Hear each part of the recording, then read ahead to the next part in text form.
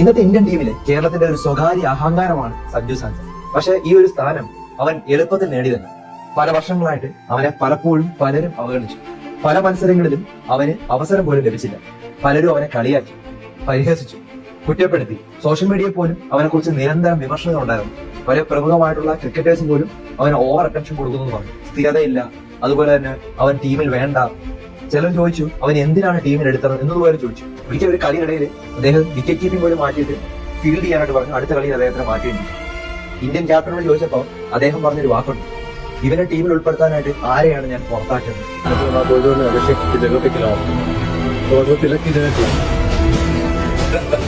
ഒത്തിരി പ്രാവശ്യം ഇത്തരത്തിൽ അവഗണന അദ്ദേഹത്തിന് ലഭിച്ചിട്ടുണ്ട്. ശരിക്കും സഞ്ജുവിന്റെ ഒരു പ്രത്യേക കഴിവാണെന്ന് എനിക്ക് തോന്നിയിട്ടുണ്ട്. കാരണം എത്ര നമ്മൾ കുറ്റപ്പെടുത്തിയാലും അദ്ദേഹം വളരെ പൊളൈറ്റ് ആണ്, അതുപോലെ വളരെ ശാന്തമായിട്ടാണ് സംസാരിക്കുന്നത്. ഞാൻ മനസ്സിലാക്കിയ ഒരു കാര്യം എന്ന് വെച്ചാൽ നമുക്ക് ലൈഫിൽ സെറ്റ് ബാക്സ് ഉണ്ടാവണം, പ്രശ്നങ്ങൾ ഉണ്ടാവണം. പെയിൻ ആണ് ഏറ്റവും വലിയൊരു മോട്ടിവേഷൻ. ഇങ്ങനെ ഇരിക്കുമ്പോഴൊക്കെ നമ്മുടെ ആരെങ്കിലും വന്ന് പറ്റില്ലാന്ന് പറയുമ്പോഴാണ് നമുക്ക് തോന്നുന്നതാണ് എന്നാ കാണിച്ചു തരും. എല്ലാവരും പറ്റും എന്ന് പറയുമ്പോൾ ആരെങ്കിലൊക്കെ ഒന്ന് അഗേൻസ്റ്റ് ആയിട്ട് അപ്പോഴാണ് എനിക്ക് അങ്ങനെയാണ് രസം. തുടർച്ചയായിട്ട് 2 player of the match award. ഒരുപക്ഷെ നാളെ അദ്ദേഹം ഇന്ത്യയുടെ ക്യാപ്റ്റനായിട്ട് വരെ മാറാം. അത്രയും കഴിവുണ്ട് അദ്ദേഹം.